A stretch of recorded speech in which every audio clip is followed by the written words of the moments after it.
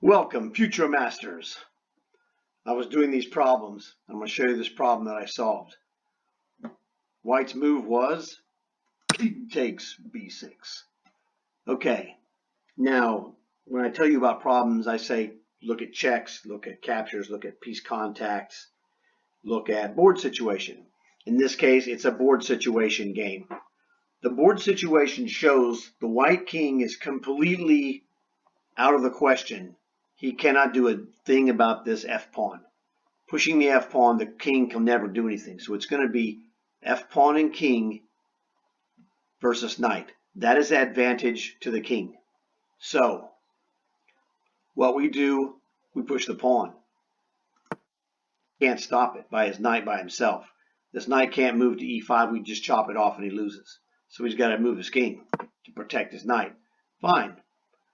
Again, he's going to play knight e5. We cannot allow him to play knight captures c6. Therefore, we got to get there and then move off the square when he threatens our pawn. This is not really so much chess genius at this point. The genius move was realizing f4 gives us pawn and king versus knight, which is an advantage for black. So he's going to play knight to e5. Again, I said we cannot allow knight takes c6 at all. We have to move the pawn. So he's now in trouble. Plays knight to d7. If we queen, he checks us and eats our piece. Unless it's a knight, but then knight versus knight, it's a draw. So we're not going to win that. So we have to be smart. To stop him from stopping the pawn, we've got to stop knight to g3. The only move that stops that is king to f3. So, and this is where the problem is over.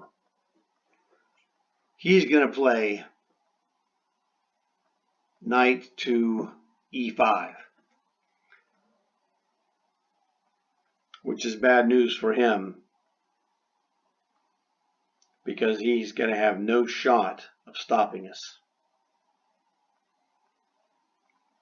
So if he goes knight to e5 check, we simply play king to d6.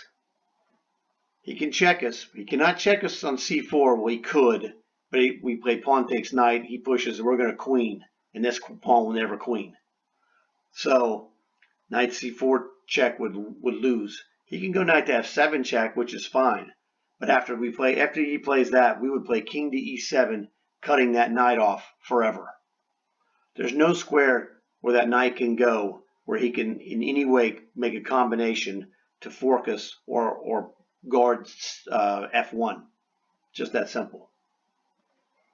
We're going to take, like I said, the thing is the king is better than the knight head-to-head with a pawn because the king's agility allows him to move in every direction. Now, it is only one square.